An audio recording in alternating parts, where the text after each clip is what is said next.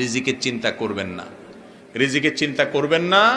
মনে রাখবেন রিজিকের মালিক কে? আল্লাহ রাব্বুল আলামিন। আল্লাহ রাব্বুল আলামিন না খাওয়ায় রাখবেন না।